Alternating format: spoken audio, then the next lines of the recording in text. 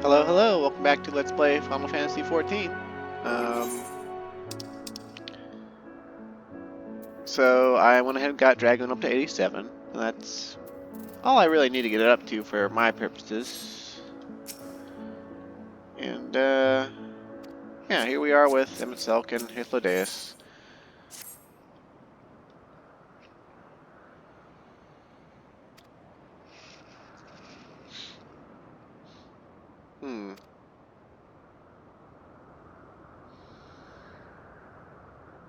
Okay, we're gonna just question his colleagues now.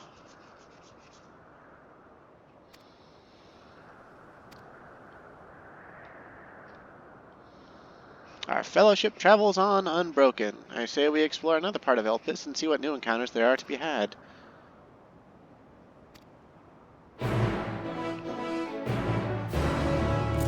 Okie dokie. I guess we could, well, it wouldn't be that much less of a travel to teleport there and then ride over to them. But let's hear the nighttime theme of the zone some more, you know?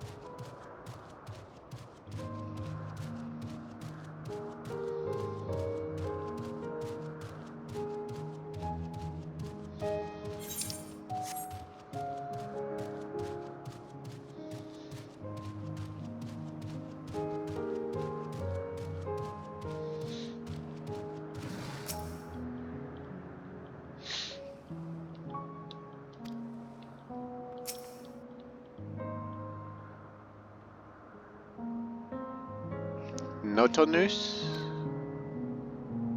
Or Notonus?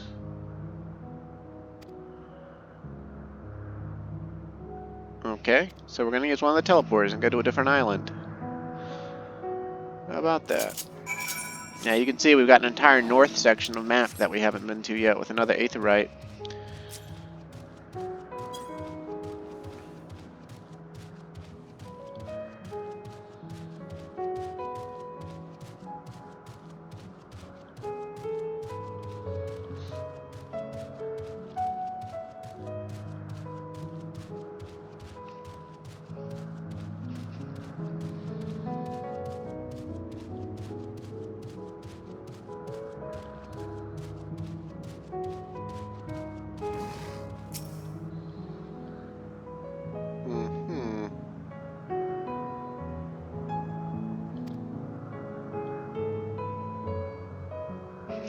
Social conventions notwithstanding, perceiving ether requires deliberate and intense concentration, and we otherwise keep our eyes on the corporeal world. That means that anyone that can see that Clyde's ether is super thin is being a fucking peekaboo pervert.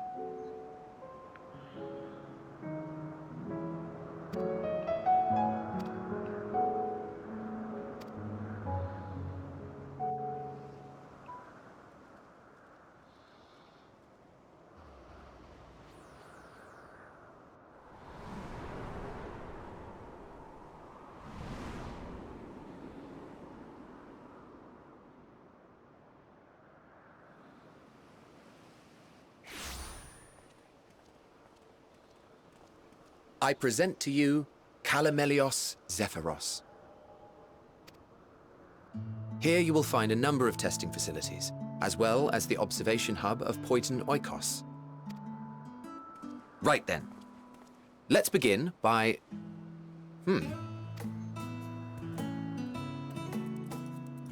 Well, well, an Arrhaeus. How delightful.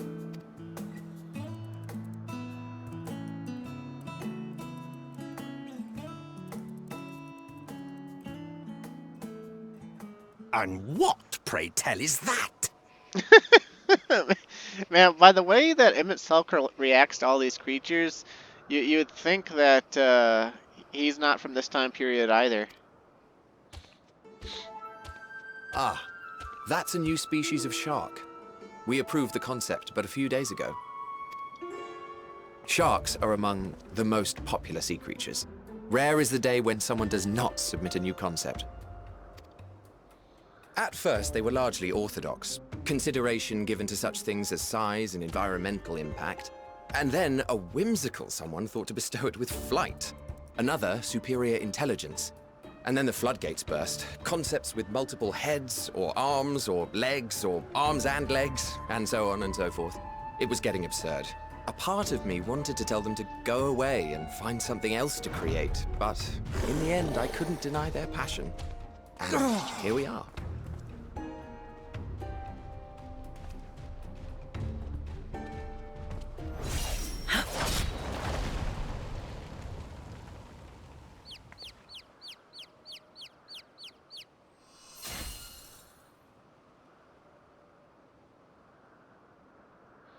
That was too close.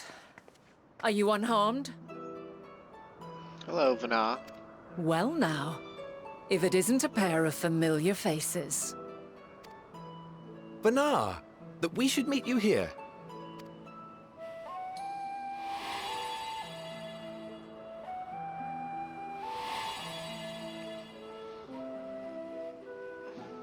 As I mentioned earlier, the better part of the convocation holds that when we retire is when we return to the star. Well, she is not among said majority. Even after stepping down, she carries on with her work. Venat is her name, and she is the previous Azem. Oh, okay. Kind of ham-fisted if you ask me, but whatever. It has been a while, Hythlodaeus. You look well. Less so, Emmett Selk. I dare say the lines upon your brow have both deepened and doubled in number. A shame for one so young. You must make an effort to frown less often. He's only frowning because he's trying to follow the rules, unlike some people.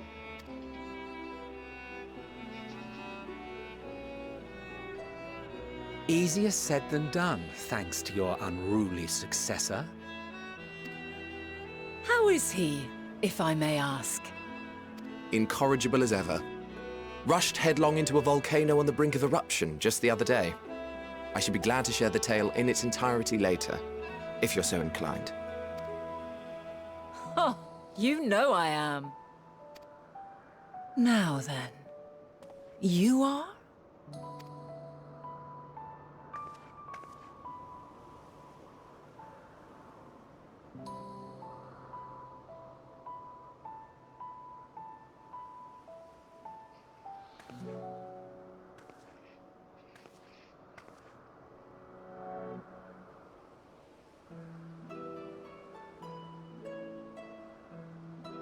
I say, have you perchance come from the future?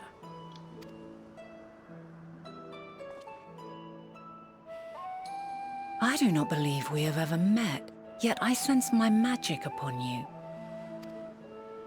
Therefore, if I wove the enchantment, I could only have done so at a later point in time.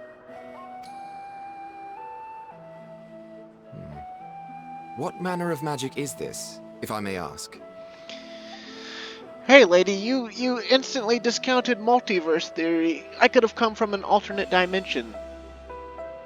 With alternate you.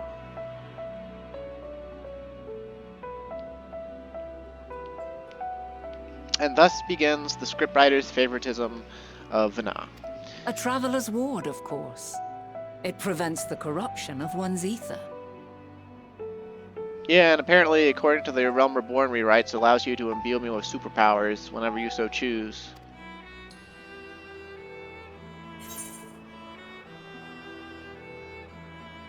If you don't know what a primal is, you blockhead.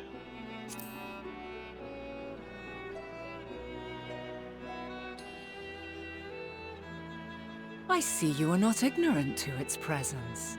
And while there are many protective spells, the one you bear is unmistakably mine. Hold on. From the future?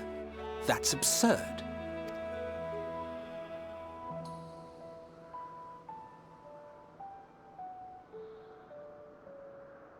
What is it? Are you unable to speak of the matter?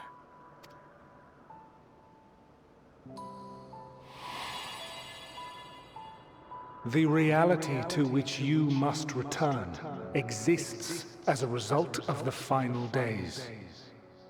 You cannot reshape the past to undo the tragedies of the present. Even though the 8th Umbral Calamity timeline was able to. And yes, I know they didn't benefit from it, but they still, caused... So, your actions here will not change your history, but they may yet affect the course of ours. How very exciting! I'm quite fond of delving into the unknown, and there's naught more unknown than the future. Low-key, that means she does anal, because she wouldn't want to let any part of sex be unknown to her, and it would be exciting.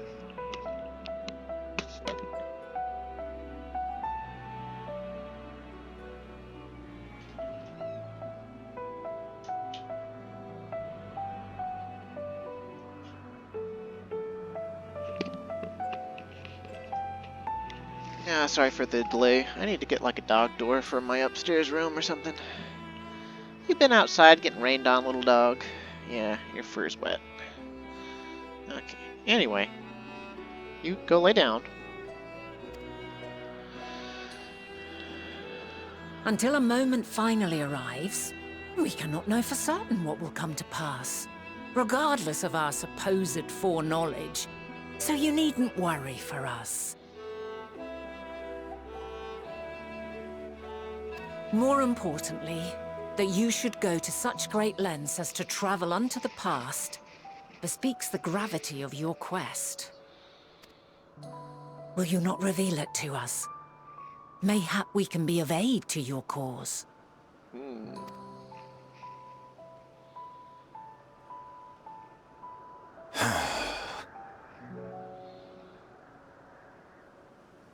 If this is true, then you've been keeping quite the secret to yourself. As a representative of the Convocation, I will hear it all. Your identity, purpose, everything.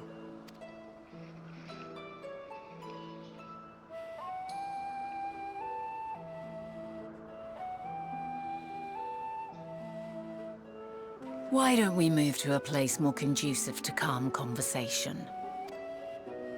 I've been working here for some days now at an old friend's behest. Toxin.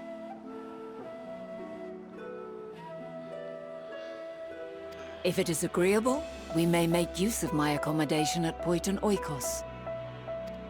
My dog in here and she starts going crazy on my blankets. We were meant to meet. I am certain of it. You've been cheating and looking at the script, haven't you? Else I wouldn't have marked you so clearly, and sent you unto myself in the past. You didn't send me into the past. Elidibus did. And if you're gonna take credit for saying, check this crazy flower out, and use it as a guide, then I'm gonna slap you in the face. It's precisely the sort of mischief I would get up to. And quite inspired, if I do say so myself.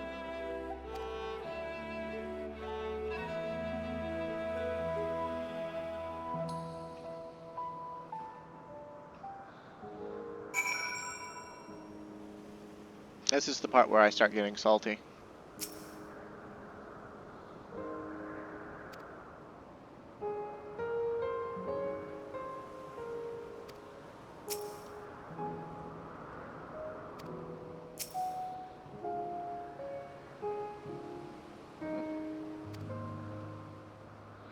Concept engraved crystal and the quick-fingered Aureas which made off with it.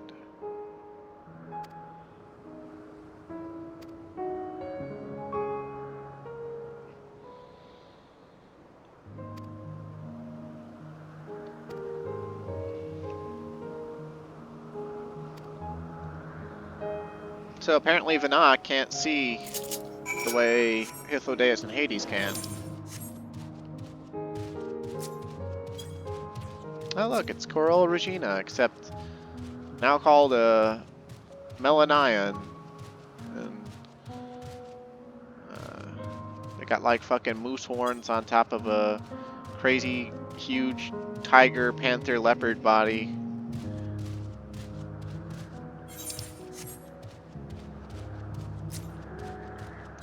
Corals have actually been in Final Fantasy for a very long time, since the second game, and they were able to cause instant death and paralysis with a simple stare.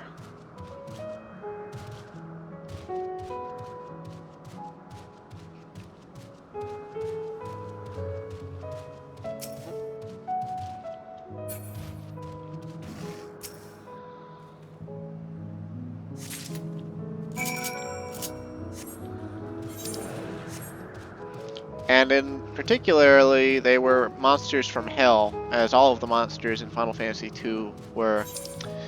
And in the final dungeon of the game, you can run into 6 at once. And if it is a surprise attack, and you do not have the appropriate levels of magic evasion, or evasion in general, they can kill you outright with as a random encounter.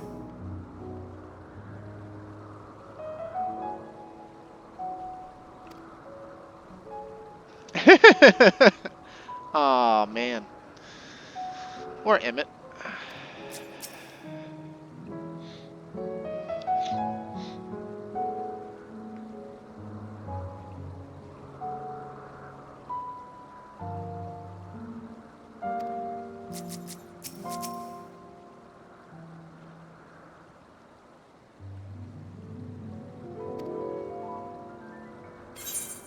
Yeah, I actually did do better than you.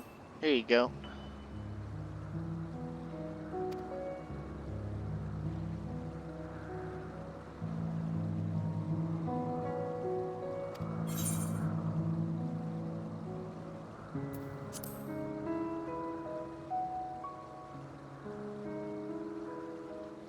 Oh, we have so much in common. Because the scriptwriter made it so that we do. Instead of making me an actual character, they made me something you're supposed to immediately latch on to and adore.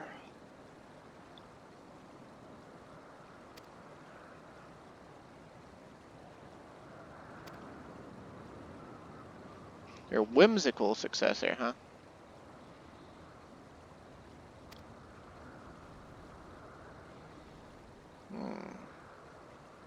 So she answers the call of any of her friends, huh?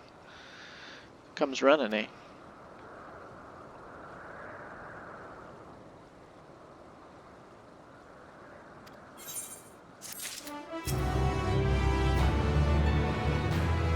Oh. No new dialogue there. Or there.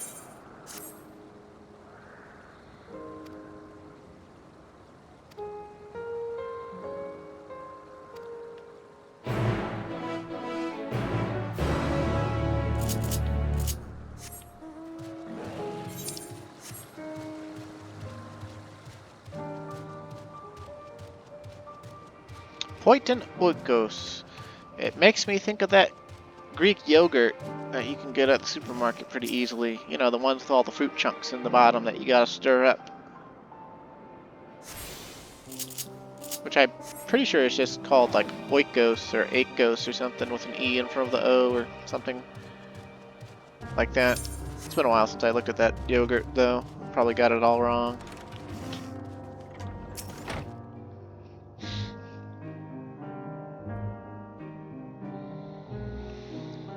Those white robes mark her as one of fair and impartial reasoning. I'm going to press X to doubt. Aside from the emissary, Elidibus, such garb is worn only by those who have stepped down from public office to serve as advisors. Whatever you have to say, she will listen without judgment. Why do I get the feeling she's going to make all sorts of fucking judgments?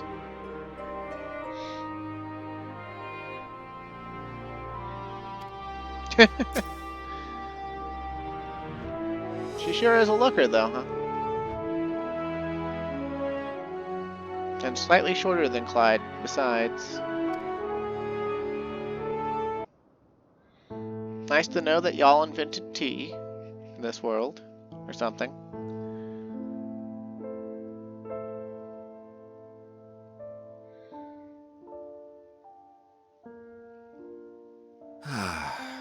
A wonderful aroma. I feel more relaxed already. Would that I had sweetmeats to offer, but I travel light out of habit. There's plenty of hot water though, so please have as much tea as you like. So are these Poitin Okos' cups or yours? Because if you have 4 cups this size, lady, you ain't traveling light. Now then, will you tell us your tale?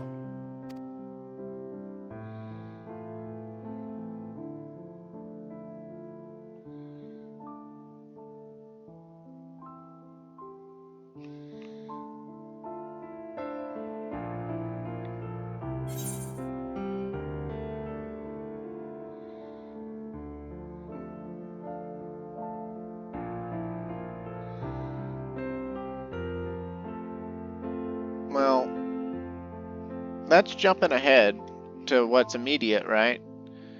And this isn't quite true yet, so let's go with this one, because it's the beginning of all the trouble.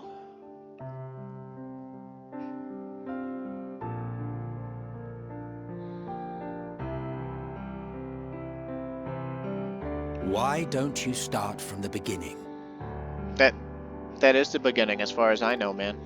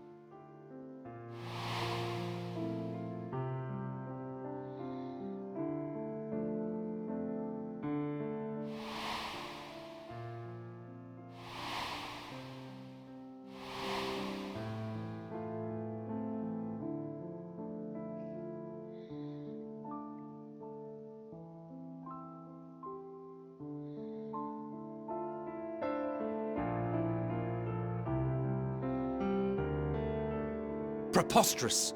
Utterly preposterous. While not the words I would have chosen, I too have my doubts. Much of it borders on the incredulous. So, Emmett Selk thinks it's absolutely out of the question. Hythlodaeus is skeptical, because that's what incredulous means. What of you, Venat?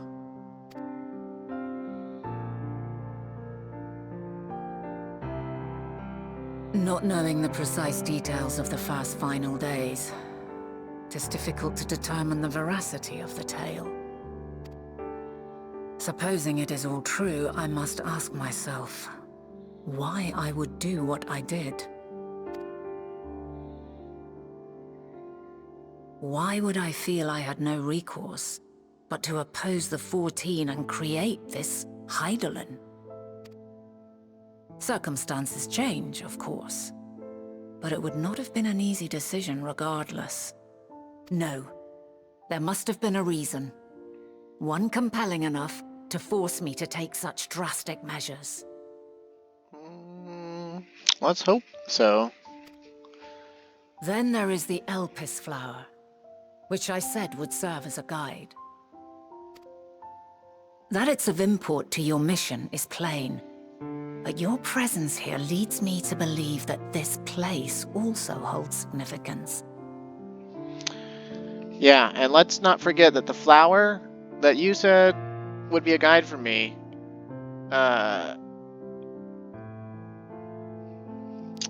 disintegrated in my hands.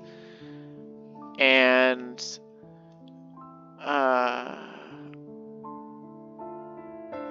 your watcher happened to mention its name. And when I mentioned its actual name, like, you didn't tell me the flower's name, Venat. One of your followers did. One of your constructs did. And then I told Elidibus that name, and he thought of this place immediately. So, Elidibus is responsible for sending me back in time, not you. But what could it be? What are we meant to accomplish? Not a goddamn thing. Might it not be simply thus? In the future whence he came, the final days could not be averted. Mankind has no choice but to flee the star. By alerting us to that eventuality, perhaps you wish to pave the way for other futures. Theoretically speaking, it is a possibility. Yet if that were my primary objective, I see no reason to guide our friend to Elpis specifically. You didn't. Elidibus did. Elidibus did. Stop taking credit that you don't have. The capital and Amarot, or even my own home, would be more logical destinations.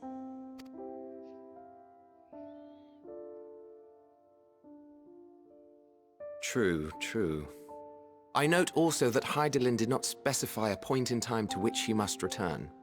That's because Hydaelyn didn't send him back in time. Elidibus did. By this, it may be inferred that it was not critical that we should meet. Dear God. Alternately, she had reason to believe that our paths would converge, coincidental though it may seem.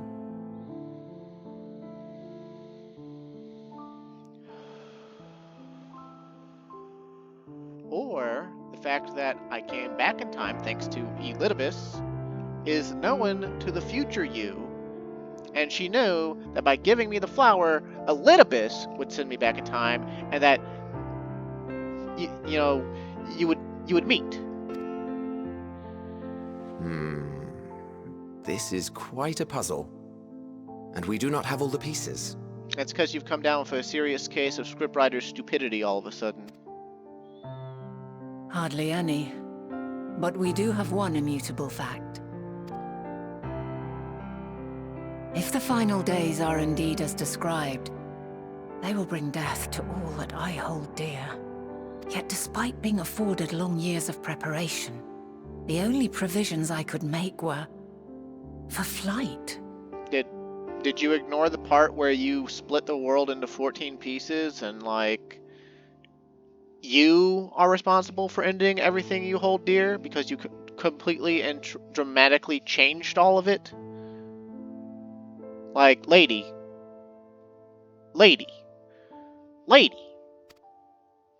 Nay, my first and foremost endeavor would be to find a way to forestall the coming doom. Given that even the 14 failed, mayhap you deemed it impossible. Nothing is impossible. This I have always believed.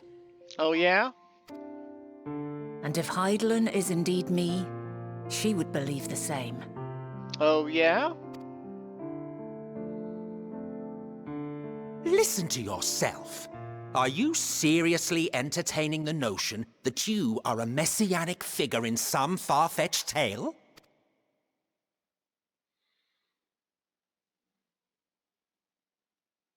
Well, I will not. I refuse to accept that our world could be undone by some unforeseen calamity. I also take offense to my portrayal as a megalomaniacal madman. To sacrifice oneself for the star is a noble act, and I would hold those who gave themselves to this zodiac in the highest esteem. Yet, you claim I recreated Amarot and populated it with phantoms of our people? A bizarre indulgence that would be insulting to their memory. Worse still, I even invited you there. Literally invited my own downfall. Why would I do something so idiotic and inexplicable? 12,000 years alone takes a toll on a man, my boy.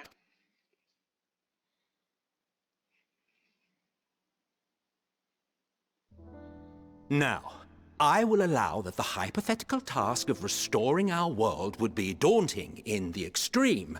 The thought of having to bear such a burden for 1,000 lives horrifies me. But I would never forsake my duty. I would never forsake my brethren.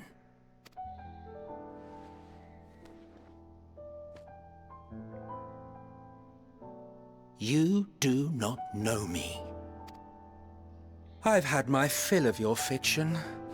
I will return to my duty, and you will not bother me again.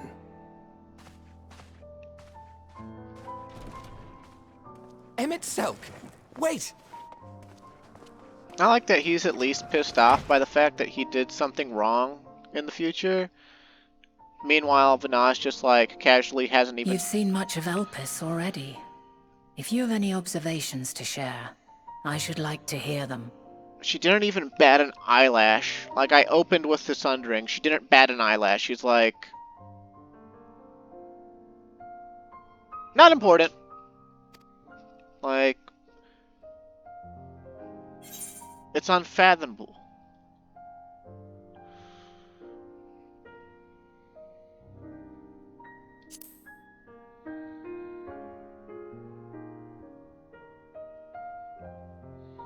Ah yes, the energy distinct from ether.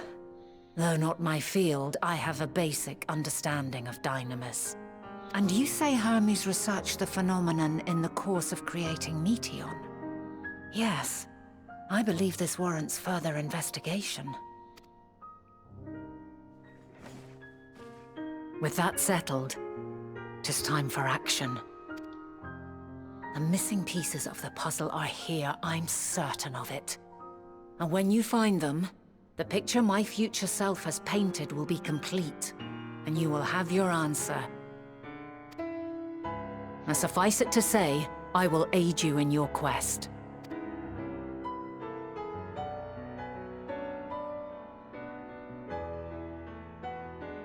I think Clyde's the only one who drank their tea.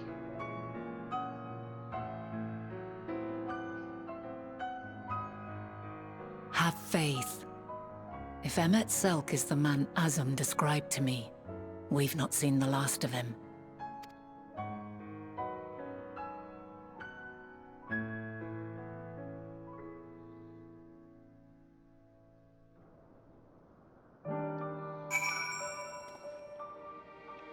Alright, she who doesn't bat an eyelash at the fact that I just told her that she essentially destroys the world after a great calamity befalls it, splitting it into 14 shards.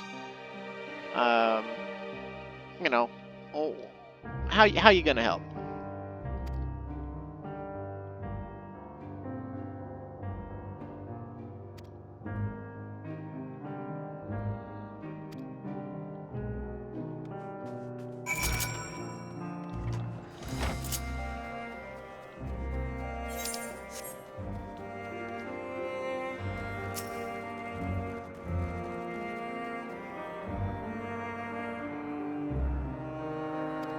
Is Monet, huh?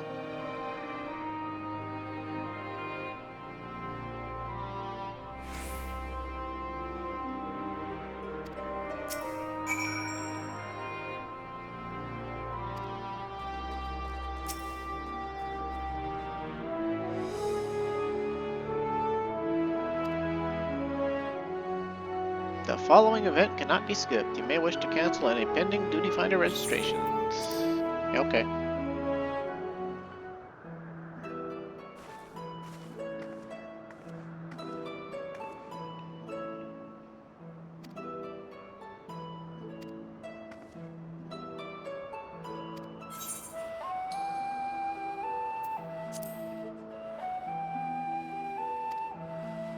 He is an authority on flying life forms and has expansive knowledge of living creatures in general. Is that what you wish to know? How would you describe him as a person? As a colleague? He's a quiet man, reserved, you might say, and occasionally somewhat poor with his choice of words. His reticent nature, however, does not prevent him from carrying out his duties as chief overseer.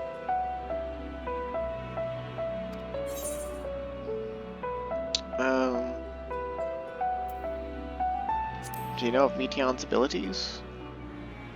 It's no secret that she's a highly unusual familiar. Of late, the chief often makes his rounds with her, like a mother hen raising her chick.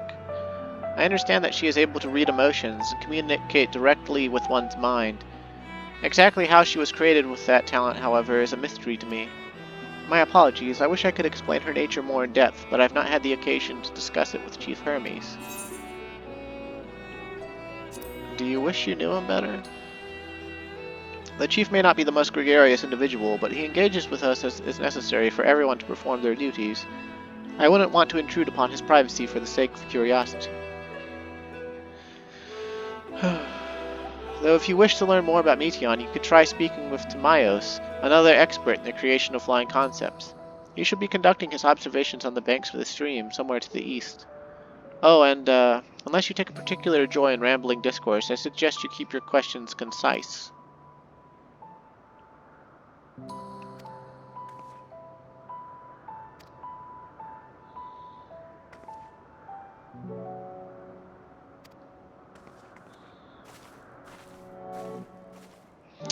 Man, also think about how dangerous this is, right?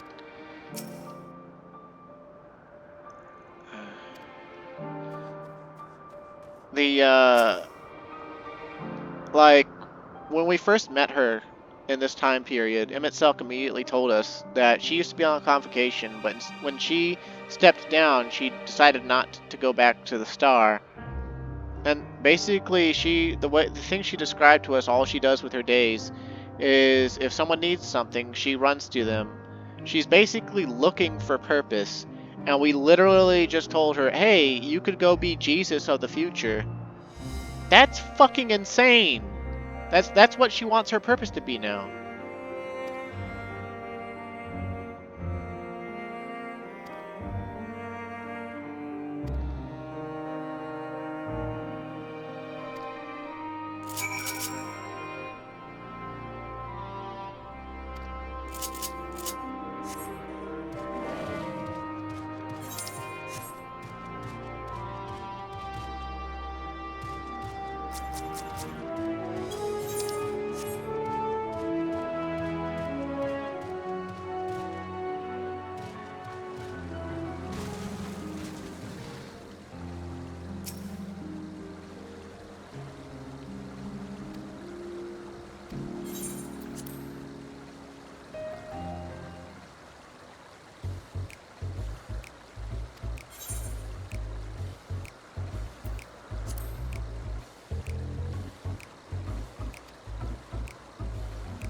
Those beings which soar through the clouds, majestic and graceful, are ever a favorite of creators.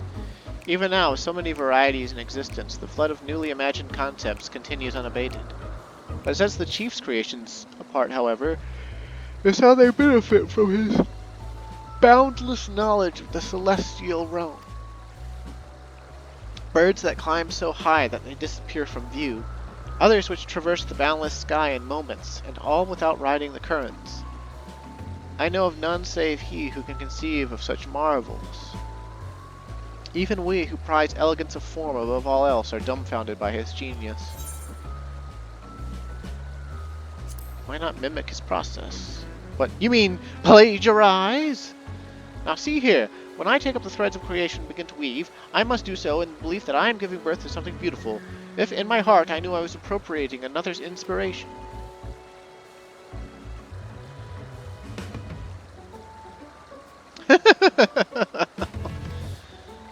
Oh dear.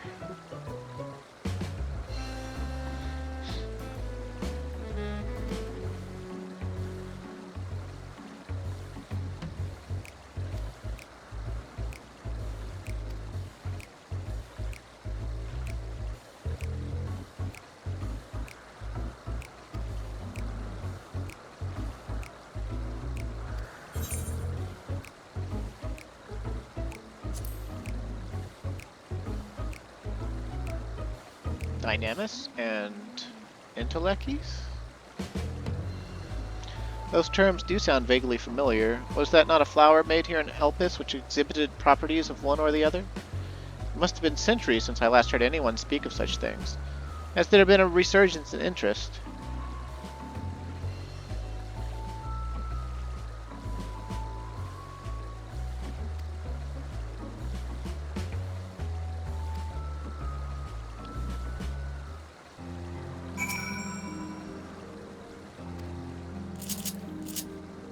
So basically, this is a concept that was found centuries ago, and nobody but Hermes decided to be interested in it because it couldn't be applied to life here on Aetheris. But he's not interested in Aetheris, he's interested in outer space, as we saw in his own cutscene where he took his mask off and showed us his dark green eyes.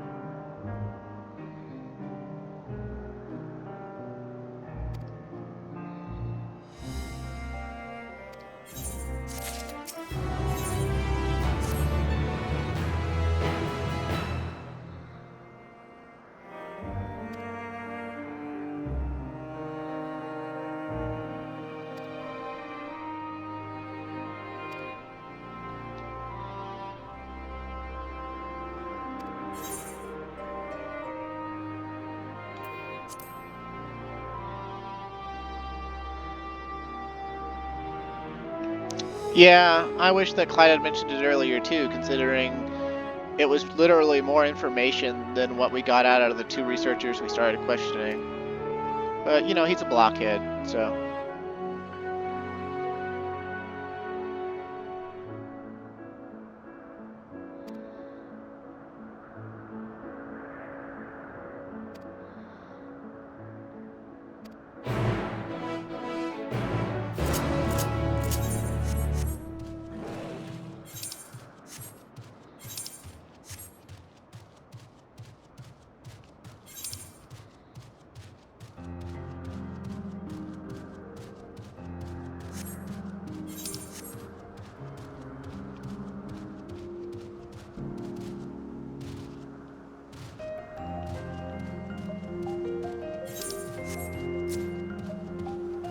Primordial Hippo Surf.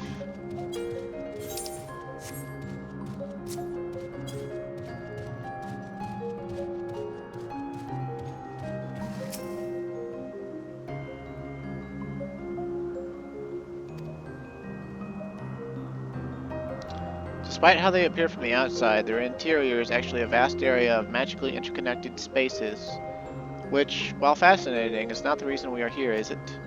I shall cut my architectural lesson short and see what those two archivists have to share. If you could find someone to speak with over at the other tower, I shall join you there anon.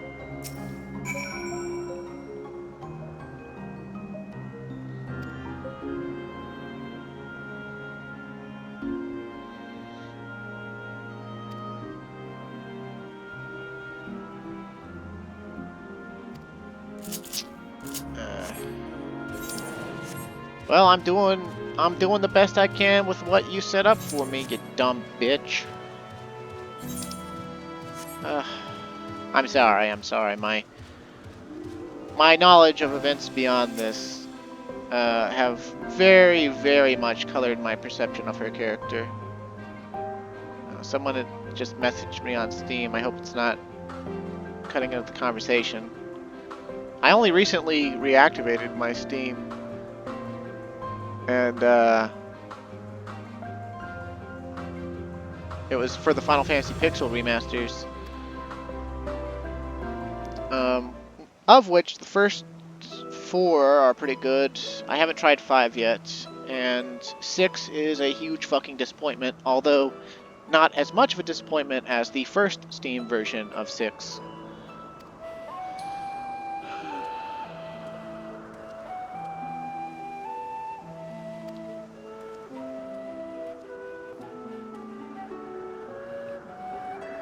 Tell me about birds and Hermes.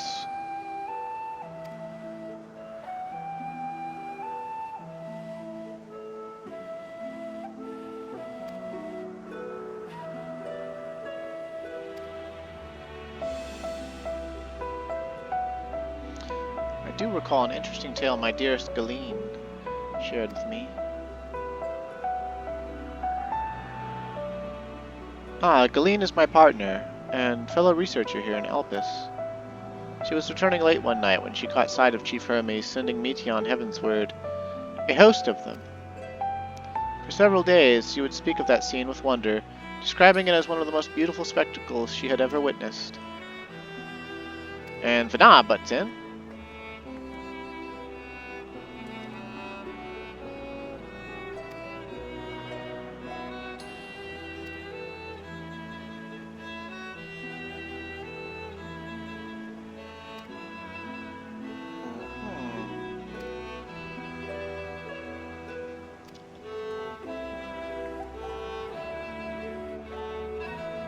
Metabasios thalasai. She does enjoy her time there, watching the sea creatures hunt and play, gazing upon the salty waters, the world's oceans, recreated in such sublime detail.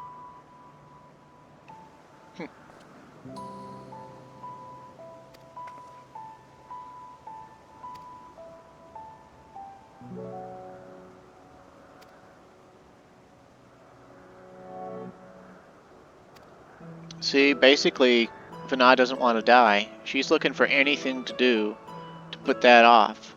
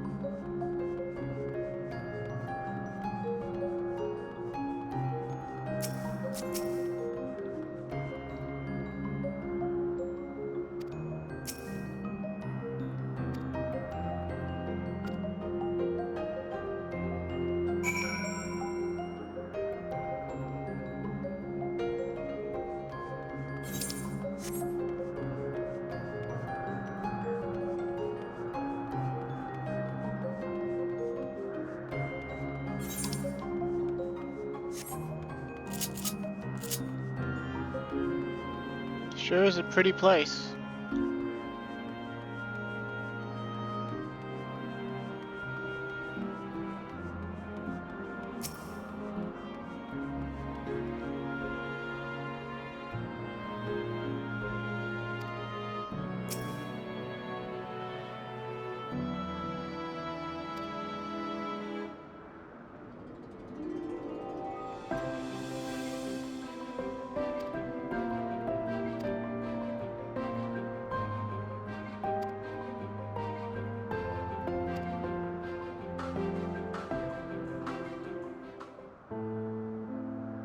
No urgency here. For some reason.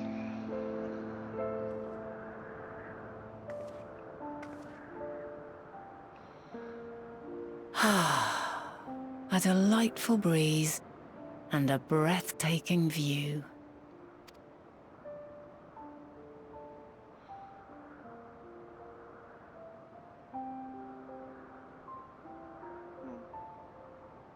What is it like in the future? Is the world still a beautiful place?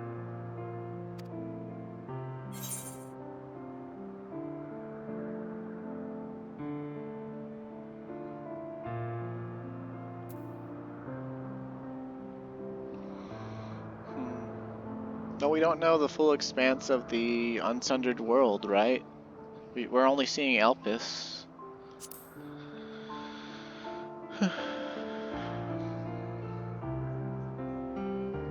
Dark hidden places, rife with danger.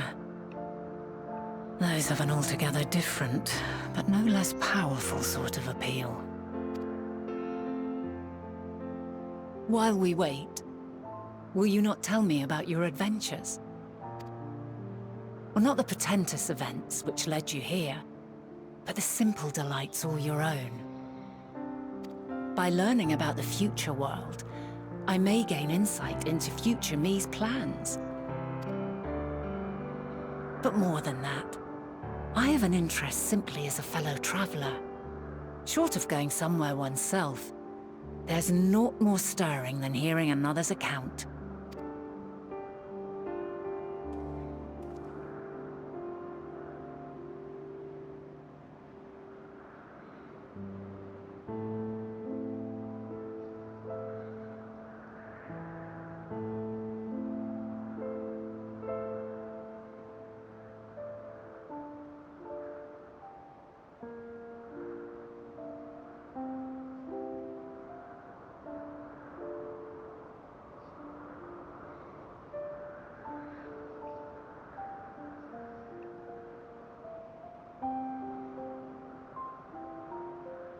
Incredible.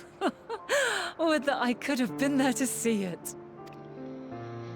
Wish they'd given us another dialogue option to present her with some of the stories. Yours is a harsh and unforgiving world. Yet in spite of this, your brethren hold fast to their virtue.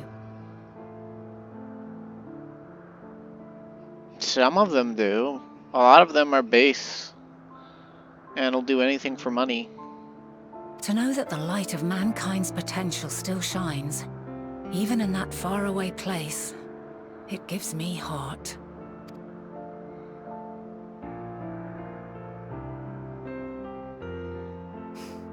Thank you for regaling me with your tales. I will treasure every word.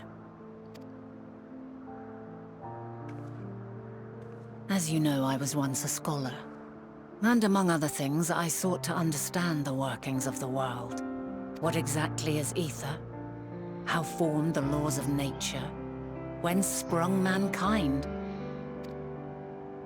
Riddles and mysteries beyond counting.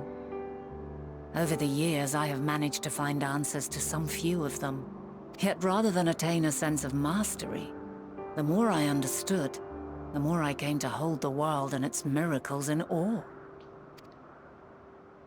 We too are miracles, each and every one of us, born of the warm breath of life that traverses the heavens, swirling through eternity.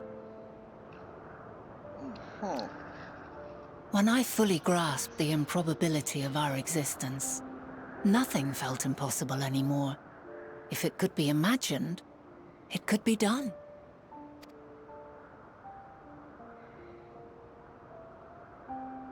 A passion swelled within me, an epiphany dispelling all preconceptions of what was natural and true. And a presence without, immense yet intimate, fate perhaps, holding us in its tender embrace. As reassuring as it was intimidating, how keenly aware I became of creation's fragility, built as it is upon precarious happenstance. I was overcome with an irrepressible urge to know the world more intimately, to hear its voice, feel its breath.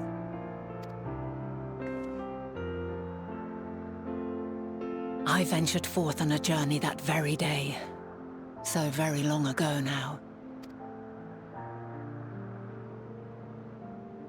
Freed from presumption and prejudice, I saw the world through a newborn's eyes.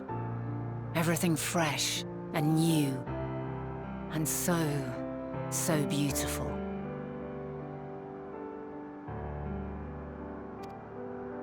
Lands that stretched on forever.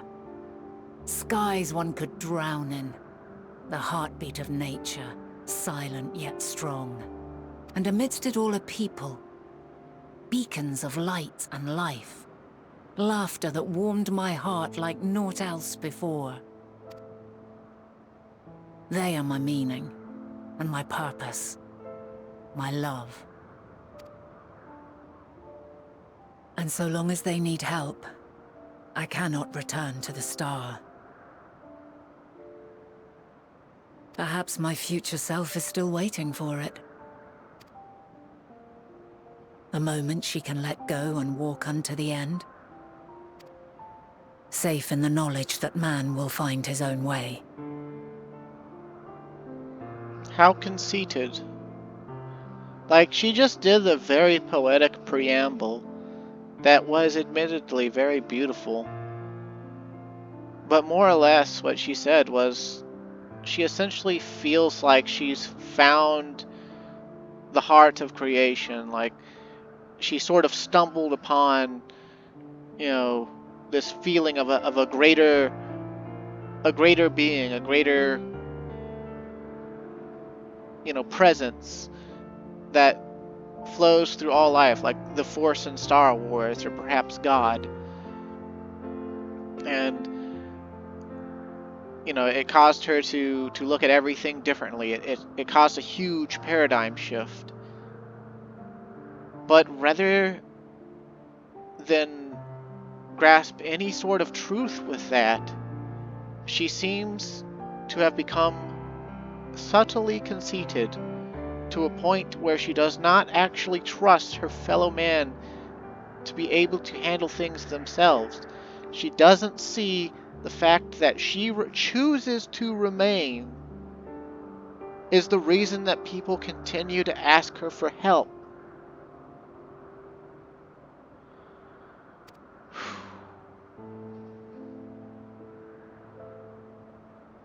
You, who are our future, tell me this, and tell me true.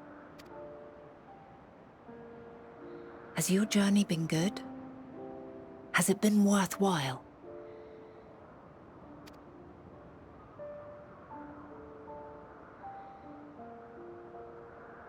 Dialogue choice, please.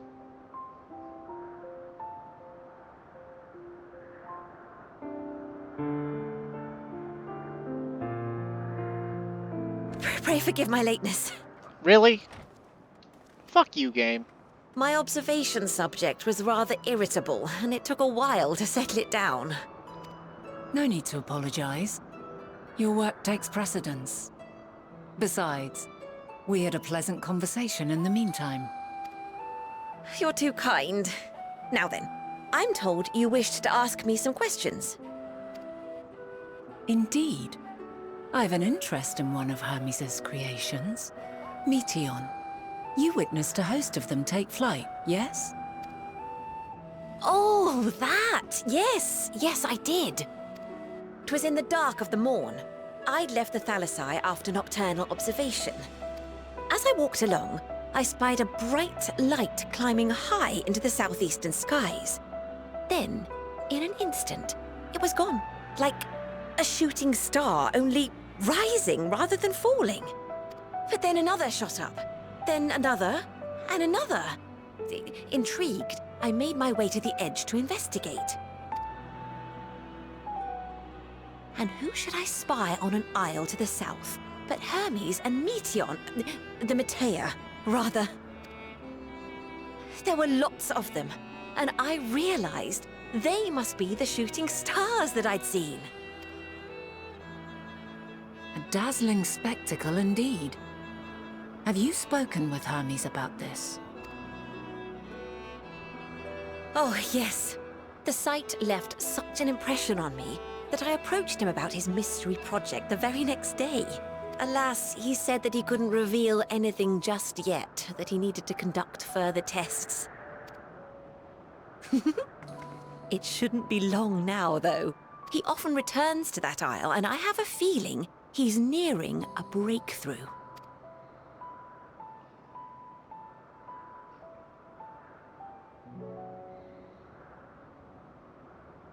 Splendid. We are likewise eager for the details. Well, that is all we wish to ask. Thank you for taking the time to indulge our curiosity. You're very welcome. It's always a pleasure to speak with other inquisitive souls. Oh, and will you be descending now? If so, I shall link the doors for you. Please.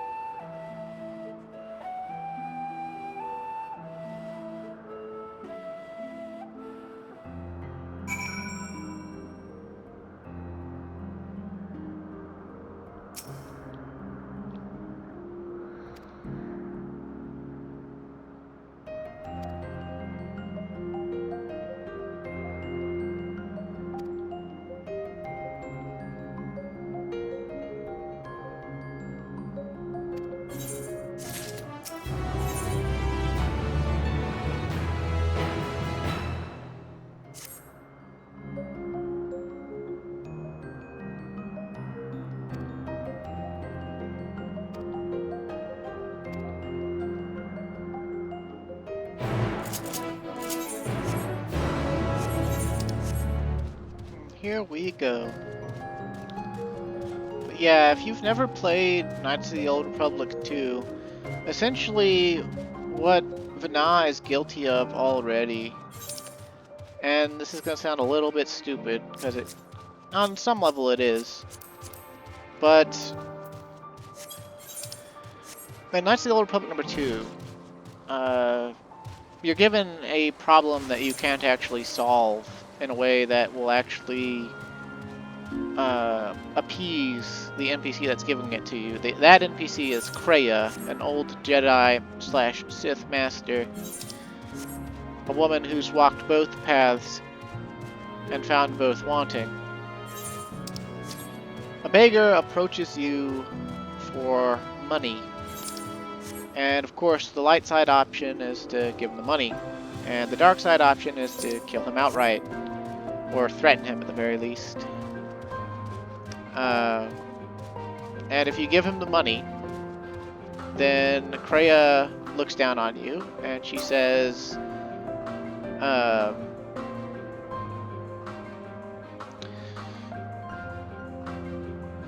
might be conflating this with a different one, but she basically says, because there are several like this on that planet, that you've robbed him of his struggle, and by doing so,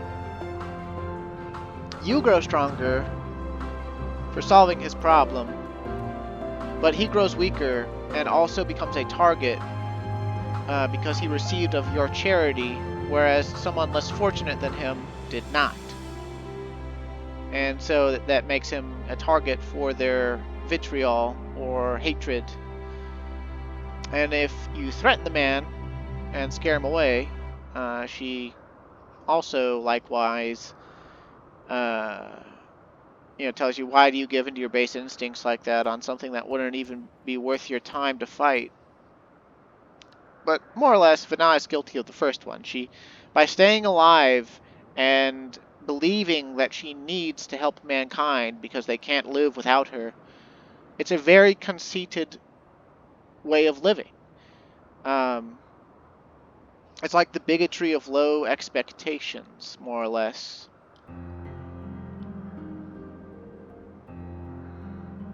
And she also robs us of our struggles.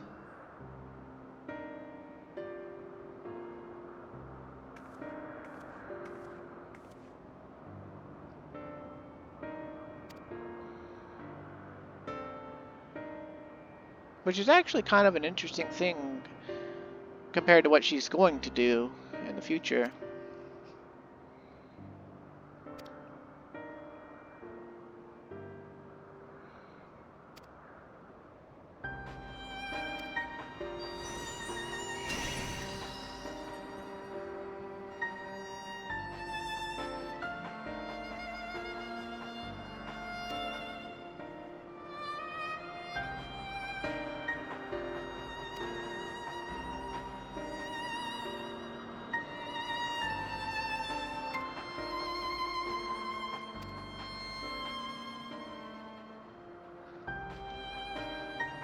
Why do you have Diomedes, or, well, not Diomedes, I guess it's Odysseus' dog?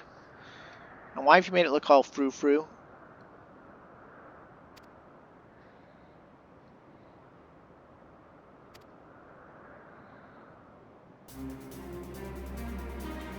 A sparring match, huh? Okay, so she likes to fight, so she definitely does anal.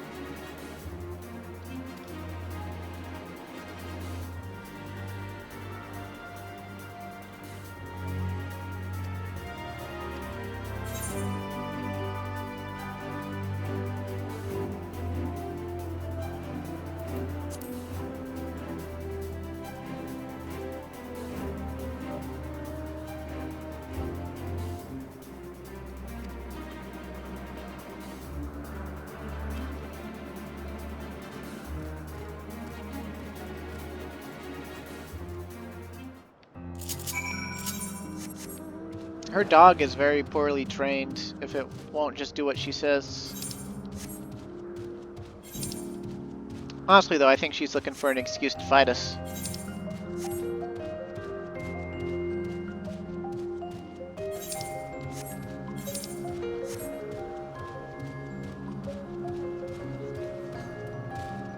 Hey, look, the second boss of, I guess we could, like, throw a shield lob at it or something.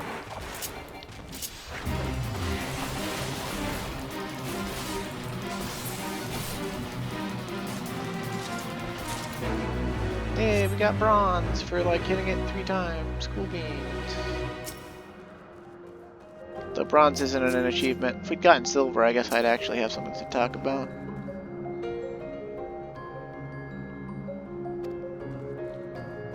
No, I don't really care that a frou-frou dog is ignoring me.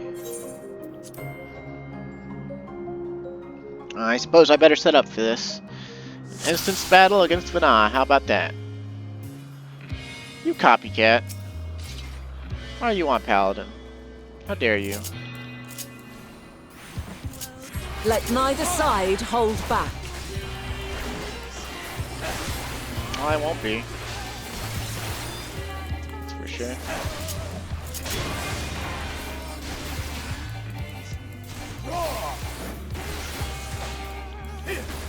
My blade sings! Circumzenithal Arc, huh? Hey, look, it's Sanguine Blade that True Blink, huh?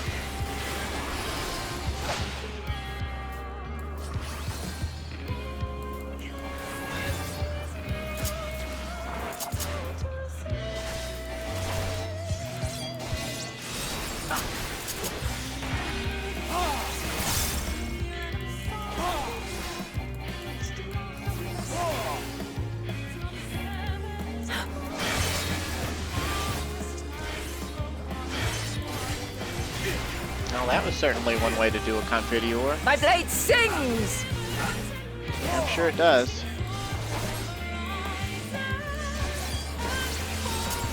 Playing like date music. Impressive. I shall have to try something different. Musa's Mantle, huh?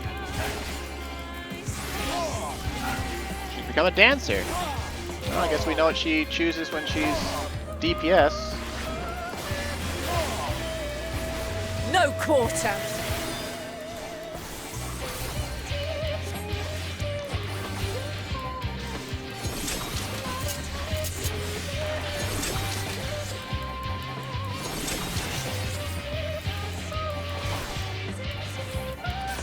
Have a taste.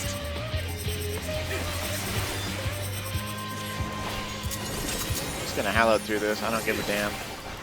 Oh, it's gonna give me Vuln stacks. How about that? Well, fine. I guess I won't hallow through it. Jerk.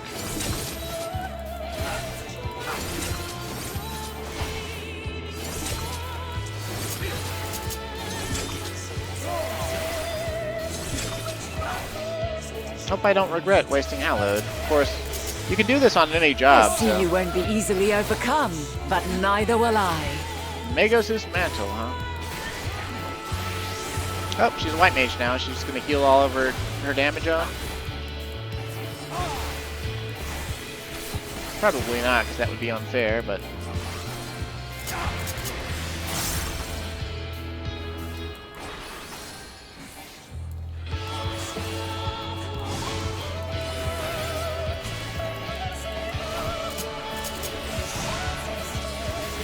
Prepare yourself.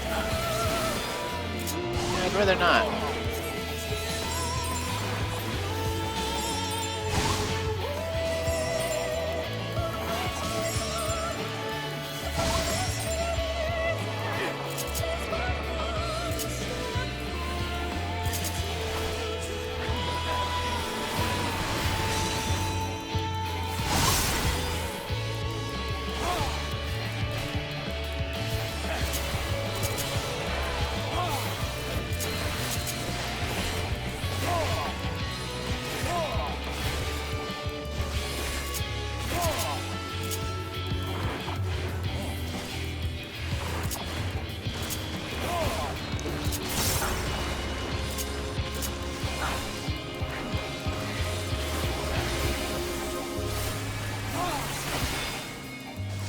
Very well. Let us move to the final trial. Okay.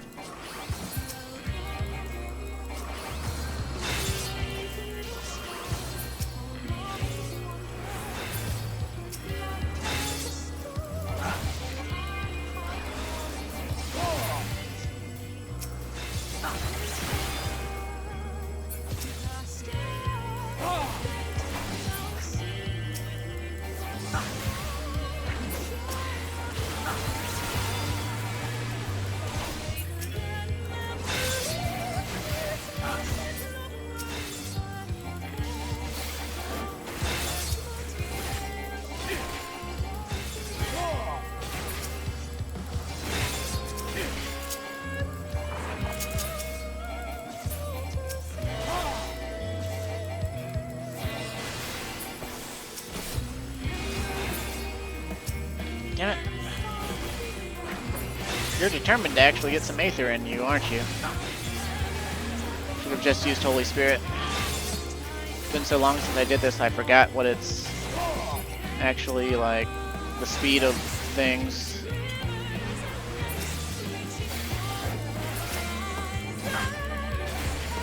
Let's kill these two at once. There we go.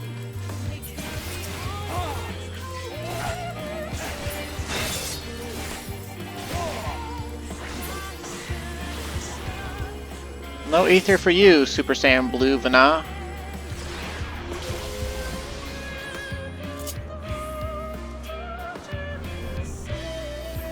Break your chains, shed your burdens, and show me your strength of will!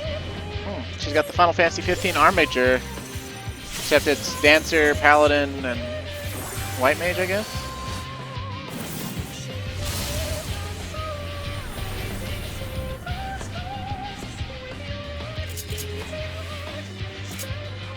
You still stand. The fact that that wasn't People of your time are more resilient than I had dared hope. I have seen enough. Really? You should let me beat on you a little bit more.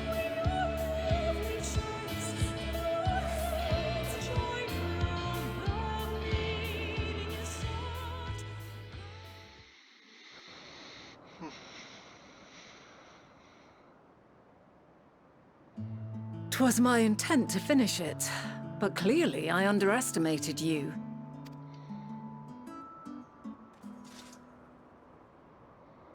One would think I never learn. I made the same mistake with Azam when we first sparred. Despite being less than half my age, his strength was astounding. Oh snap, she's got that thing all women have where she looks down on men who are younger than her. Which means he really gave it to her good. And probably in the butt. As is yours. 'Tis plain you have weathered considerable hardship. Far more even than your tales would suggest. It seems we have both learned much on our journeys.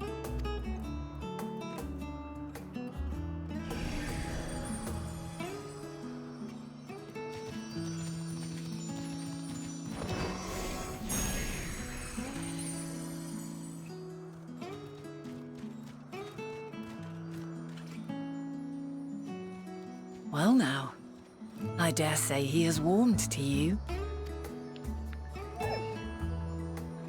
A boon to be sure. He never forgets his favorites, and is ever eager to come to their aid.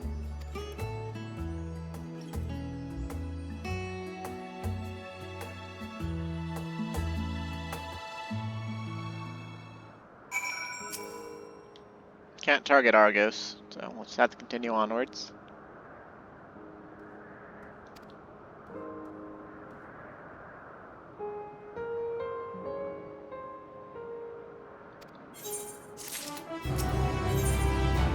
A flower upon your return, huh?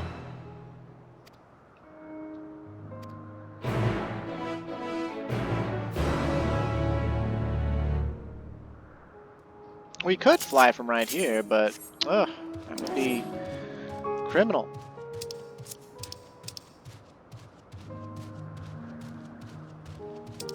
Okay, she said it's so that he can more easily catch the ether currents.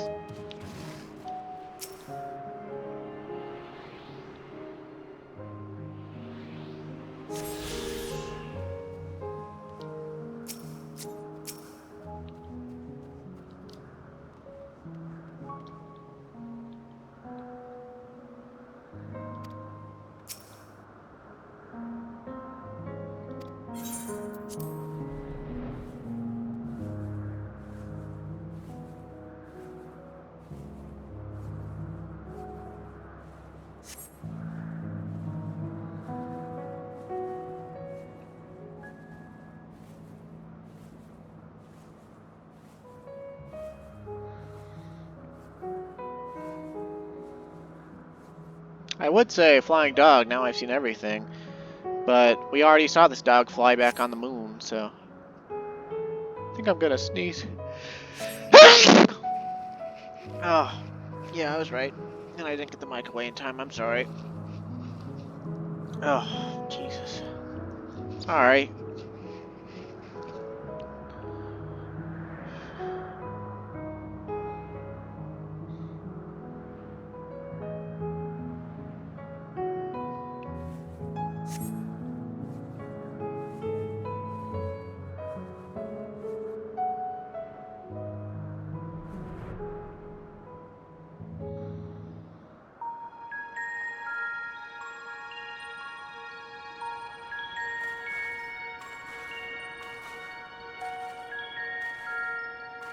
Quite a small place, lacking even the most basic equipment.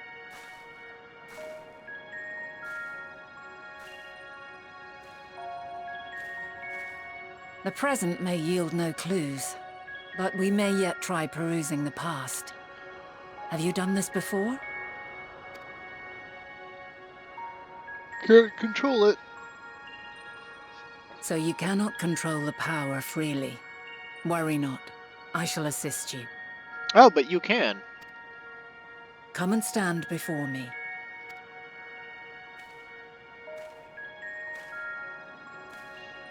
There are two ways to see the past. The first entails peering through the walls of the soul in the moment a subject is recalling a memory. The second requires no subject, and is instead a process of piecing together an event from ripples left in the ambient ether. Mm-hmm. As memories are etched upon the ether of the soul, so too are they etched upon the ether of the world. In this way can history be preserved. Such memories are given to fading, however, and can prove challenging to visit. But come, let us try. Close your eyes.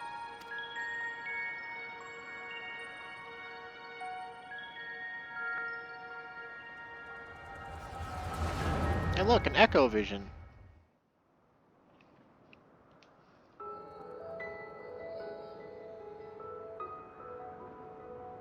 All units fully functional and proceeding on course towards their respective stars. Units makes them sound like robots. Estimated time to completion of survey is 108 cycles. Cycles as in revolutions of Aetheris around the sun? End of status report. Severing connection with shared consciousness. Did you hear that, Hermes? All is well.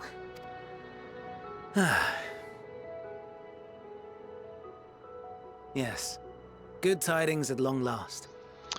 He gave his bird girls a hive mind? Every step of the way, I've been reminded how little we understand creation. How the universe defies imagination. But soon we won't need to speculate. We'll know the answers. What others live for. Indeed. And we'll owe it all to you and your sisters. I wonder what answers we will get. I wonder why you don't wonder what they're like at all. Like you're wondering this very specific thing. You're not wondering if they even live at all, are you? Whatever intelligent beings that exist out there are bound to be vastly different from us. Diverse in form and culture. Possessed of unique ways of thinking. Their conception of life and its purpose will be no exception. Completely and utterly unlike ours. Utterly unlike... how? I have no idea. Yet whatever answers we receive, I will not dismiss them out of hand. No, I will think earnestly on them all, and I will share them with our people, that together we may contemplate our own existence. Okay, but what if the beings that your Metia find don't want to contemplate life and can't answer the question? Your very specific Perhaps then our question. star will become a better place. Not only for man, but for all life. Meteon, though I gave you wings to soar the heavens, I did not teach you how to walk the earth. So loath was I to bind another living being. In the course of your long journey, you will learn from those you meet. Learn to walk and run and so much more. And when you return, older and wiser, we will have a celebration to mark your homecoming and coming of age both. Will there be apples? Covered in syrup? And how are you supposed to eat them? Rather than food, perhaps...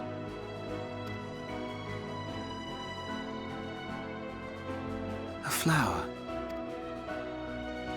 Yes. Upon your return, I will gift you a beautiful flower.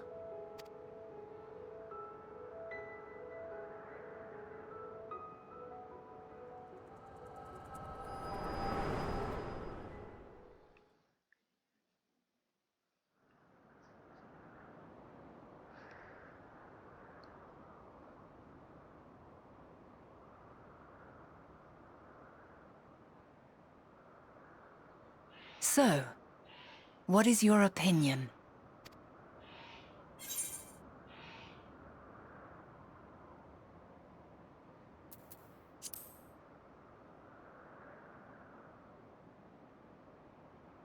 Maybe if he doesn't get the answer he's looking for. As you say, that was hardly conclusive. Yet based on what we witnessed, I find it difficult to believe that they would deliberately seek to end all life. Yeah, but what if the Meteons get infected by, like, an evil alien that's purpose for living is to end others' lives, or something weird like that? Be that as it may, we cannot rule out the possibility that they will play a part in bringing about the final days, perhaps unwittingly. What about you and, you sundering the star?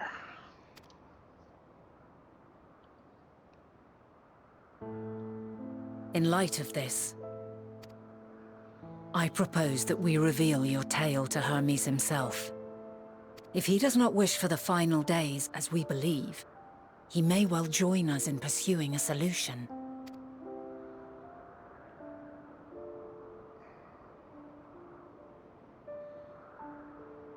Then it is settled. Let us seek out our friend with all swiftness.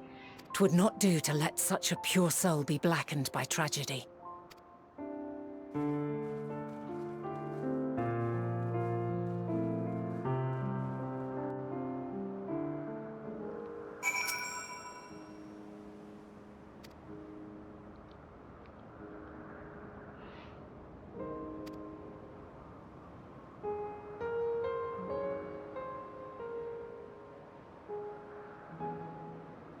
Well, you already showed me towers that you said were architecturally capable of concealing and housing, like, spatially unbound spaces, like a recreation of the world's entire oceans. So, like that. Oh, how about that?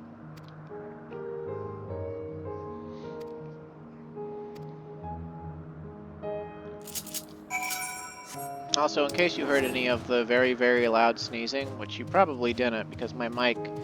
The one good thing about my mic that I have to account for constantly is the fact that it basically needs to be right next to my mouth for you to be able to clearly hear me at all, which kind of makes it a struggle to not breathe into it with either my nose or mouth. But, man, I live with my pop, and he's getting pretty old, and he's always been a super loud sneezer. But whenever he goes for too long without blowing his nose or, doing anything with his nose, he starts to sneeze, and he will sneeze anywhere from like 6 to 14 times in a row, and just won't blow his nose until like sneeze number 15, when he inevitably continues to keep sneezing because he has too much snot built up in his nose. And it drives me kind of crazy, but that's what I get for moving back in when I, well, wanted to go to Japan. So.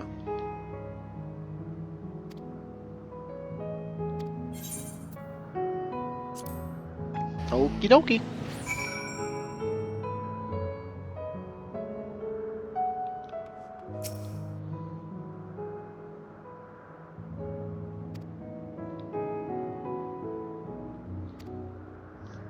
Thesis Hyperborea. Well, honestly, there's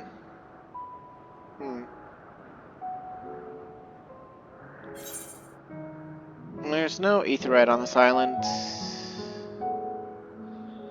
I think I'll push on to an hour 40 minutes, depending on things. But we're probably gonna need to stop here soon, so. Also, it seems we have a special weather effect going on. Oh, it's Umbral Wind once again. I think that's been the most common ever since Heavensward introduced that as a weather type. It's been in every expansion in one zone or another.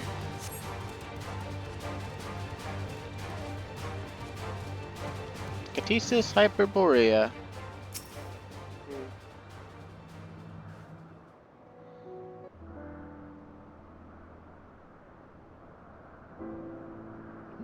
Amarat piano.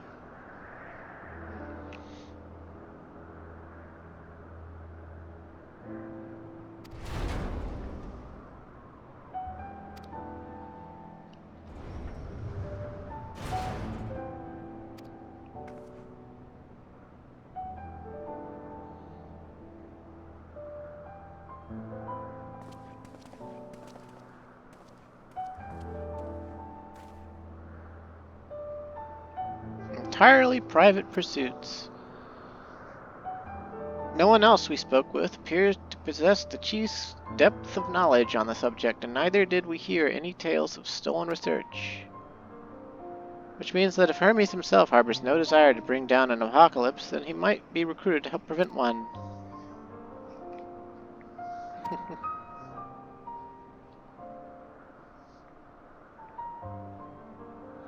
According to your story, the 14 divined the connection between the celestial currents in the final days, but were never able to pinpoint the root cause of the calamity.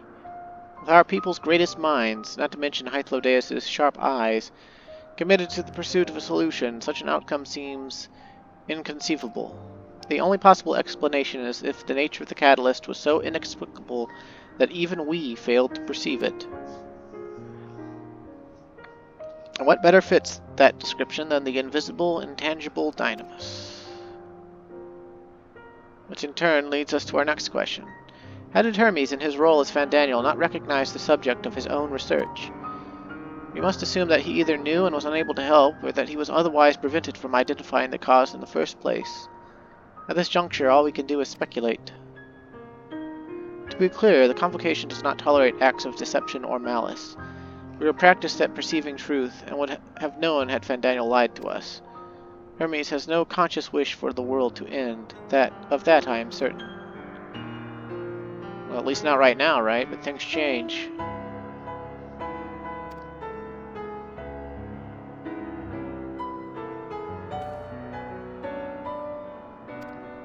Sounds like y'all need to get some more researchers studying the shit out of Dynamis, though. Like right now, stat immediately.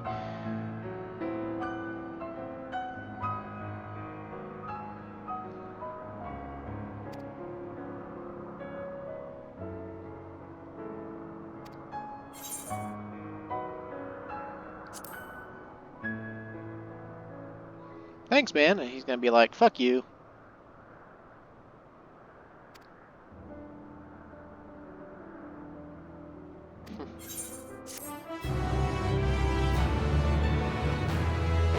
Tsundere to the max. Alright, well, I think this is a good stopping place for today. We're going to have so many cutscenes tomorrow. Also a dungeon.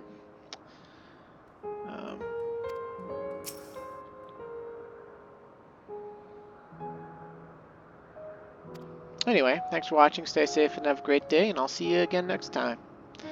Hope you enjoyed it.